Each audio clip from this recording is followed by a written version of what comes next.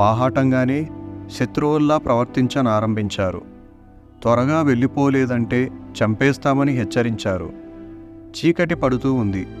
మధ్య ఆసియా నుండి పశువుల మందలను తోలుకొని వచ్చేవారు రాత్రి వేళల్లో తమ మందలతో పాటు విశ్రాంతి తీసుకునే కొట్టంలో మాత్రమే తనకు ఆశ్రయం దొరుకుతుంది కనుక అచటికే వెళ్ళాడు.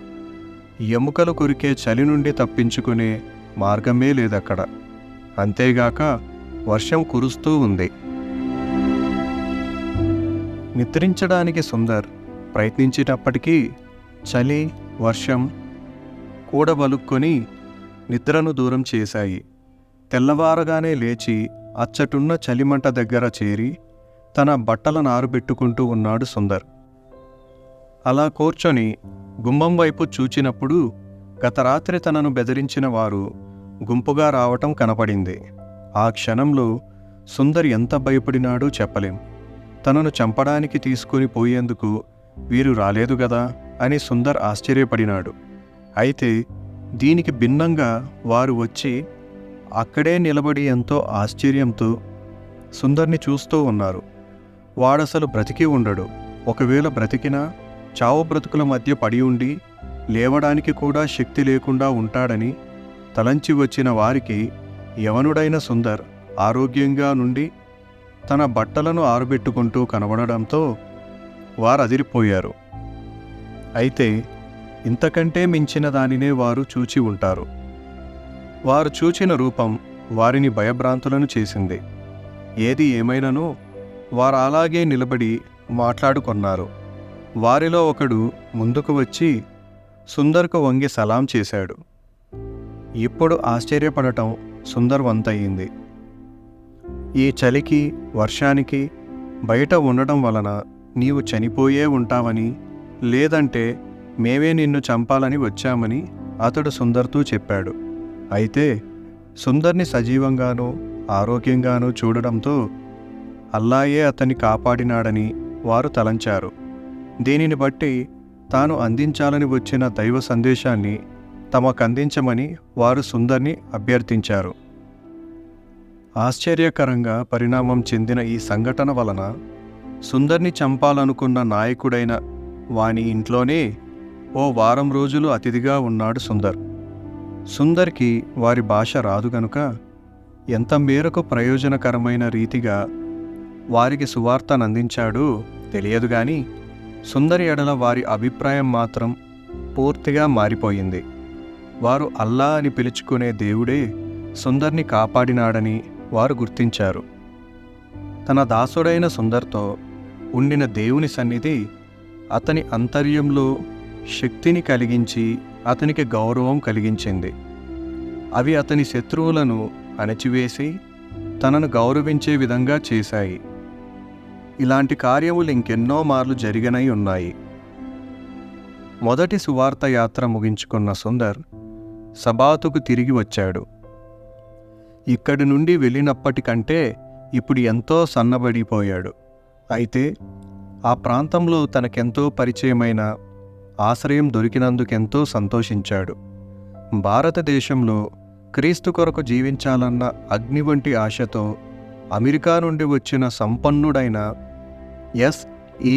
స్టోక్స్ గారిని అక్కడ ఉన్న దినాల్లోనే కలుసుకొన్నాడు సుందర్.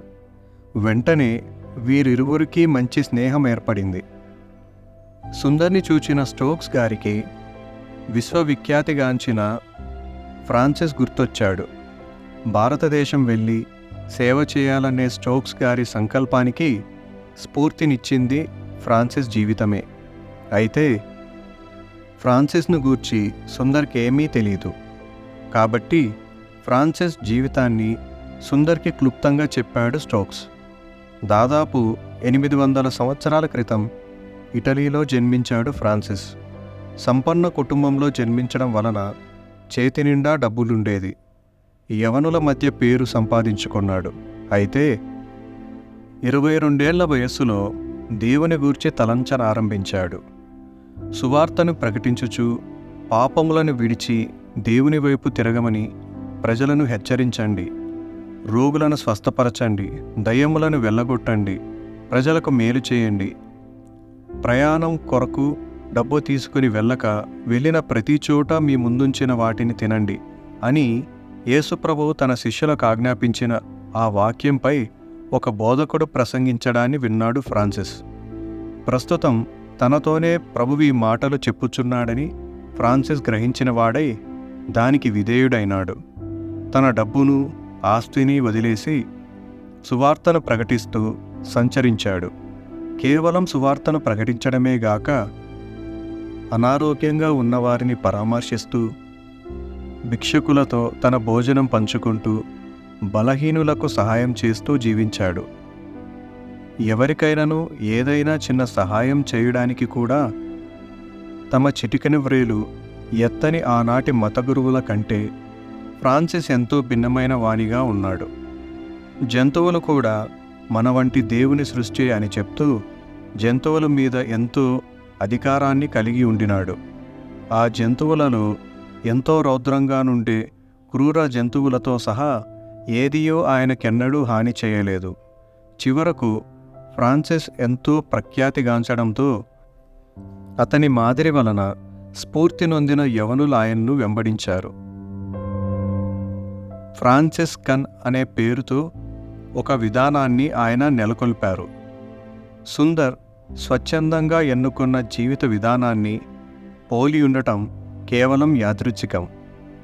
స్టోక్స్ గారితో మాట్లాడుచూ సువార్త ప్రకటనకై తనకు దొరికిన అవకాశాలను, ఒకచోట నుండి మరో చోటకు వెళ్ళుచుండగా సువార్త ప్రకటనకై తెరువబడిన ద్వారములను గూర్చి చెబుతూ తనెదుర్కొన్న కష్టములను కూడా స్టోక్స్ గారితో చెప్పాడు.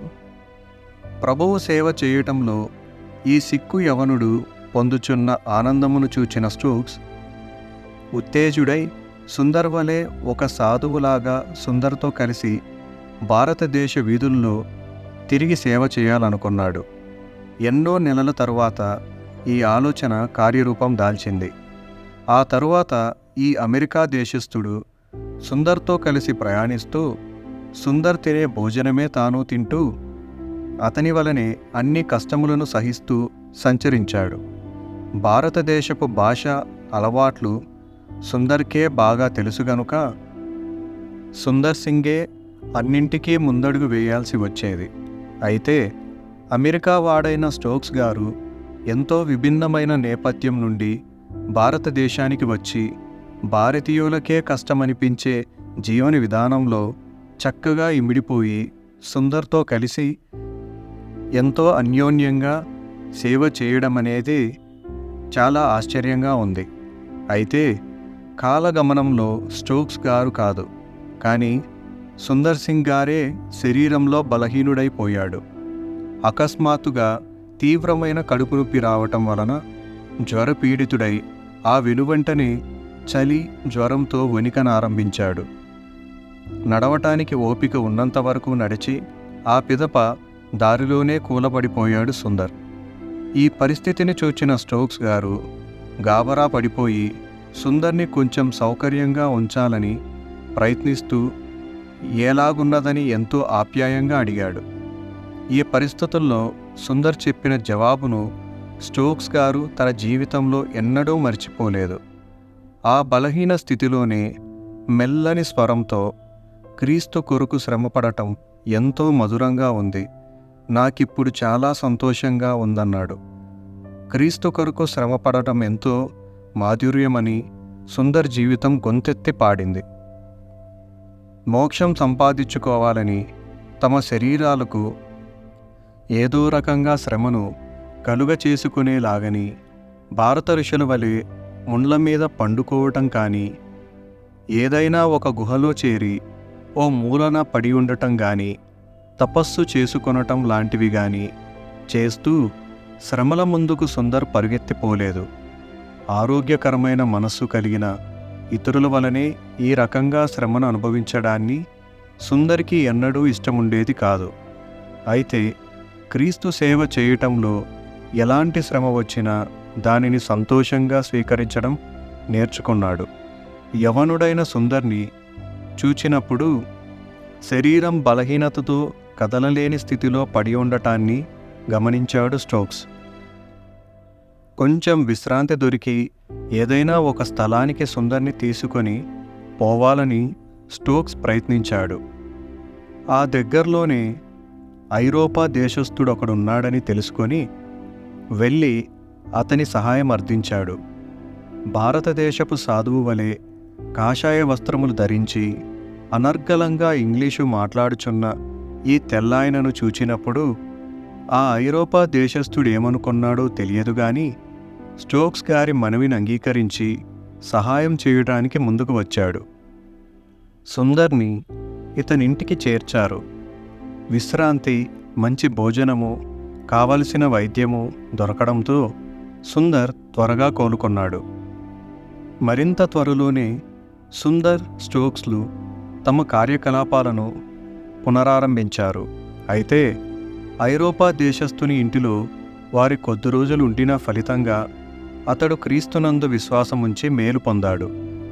తరువాత సబాతుకు తిరిగి వచ్చి అతడి ఆసుపత్రిలో కుష్ఠరోగులకు సహాయం చేయాల్సి రావడంతో వారిరువురు ఆ పనిలో నిమగ్నమైపోయారు.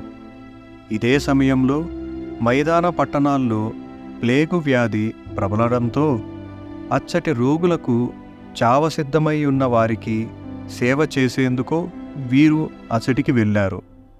స్టోక్స్, సుందర్లు కలిసి పనిచేయడం అదే ఆఖరిసారి. ఆ తరువాత వారిరువురి మధ్య సంబంధాలు కొనసాగినప్పటికీ వేసవిలో అంగవికలురైన బాలురను కొద్ది కాలం కొండ ప్రాంతాలలోనికి తీసుకుని వెళ్లడంతో కలిసి పని చేసినప్పటికీ వారి దారులు మాత్రం వేరైపోయాయి. స్టోక్స్ గారు అమెరికా, ఇంగ్లండు దేశానికి వెళ్ళి ఫ్రాన్సిస్ గారి పద్ధతిలో భారతదేశంలో సేవ చేసేందుకై యవనులను సమకూర్చుకోనారంభించారు. అయితే సుందర్ బాప్తిస్మం తీసుకునే కాలంలో తన హృదయంలో వచ్చిన ప్రేరేపణకు ప్రతిస్పందిస్తూ హిమాలయముల కావలనున్న టిబెట్కు తరలిపోయాడు. ఇక్కడితో 6వ భాగం ముగిసింది. 7వ భాగంలో సాధు సుందర్ సింగ్ గారి యొక్క టిబెట్ సేవా ప్రారంభం గురించి తెలుసుకుందాము.